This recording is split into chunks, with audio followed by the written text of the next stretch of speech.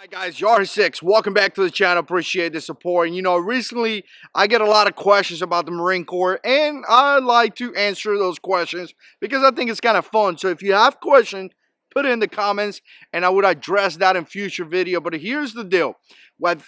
I really think we have a misunderstanding of what Marines, and I'm going to talk about the Marines. I don't know the Air Force, Army, Coast Guards, all the guys, Navy. You put comments down below, but a lot of times you think because you join the service, you become like a ninja, and you get every single gun out there, and you're ready to fight the enemy. And the reality is that in many occasions you won't. You will get assigned some guns, but you're not going to get assigned every single gun out there. And here's the deal.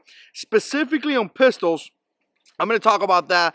And if you're not aware, a pistol has been pretty much designed for the staff NCOs. The staff NCOs are E6 and above, staff sergeants and above, and officers mainly on the point, or mainly with the point that they have to do planning. So based on the fact that you're going to be doing planning, more than actually going and kicking doors and destroy the enemy and all that good stuff, a rifle may get in the way. Now back in 2003, after OIF-1, one thing that I learned from that, back in the initial push into Iraq, was that a lot of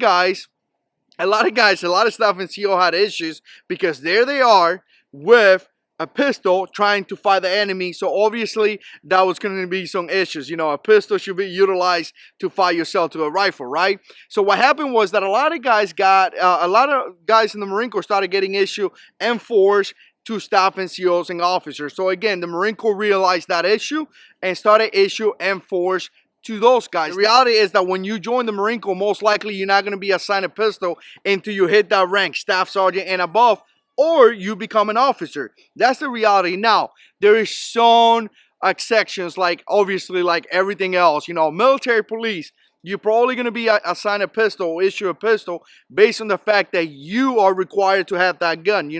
Infantrymen, a lot of the gunners and things like that, old 331s, a lot of those guys qualify with a pistol as well. So there is some MOSs, obviously I'm not going to mention them all, but there is some MOSs, occupations out there that will actually require you to qualify for a pistol. So if that is the case, you will be qualified. A lot of times too, you kind of got to be lucky if you believe in that in a way, because let's say you are at work, and let's say the pistol range is getting done right now and they have a couple of openings available, you may get lucky enough, if you believe in luck, to go into the pistol range. Again, just because you qualify doesn't mean that you're going to get assigned a pistol. Even when you go from being a law enforcement, working as law enforcement, to actually being in the field and doing more like convoys or patrols, things like that, more into the field side, most likely you won't be issued a pistol, because again, it comes down to the same back to the staff NCOs and officers.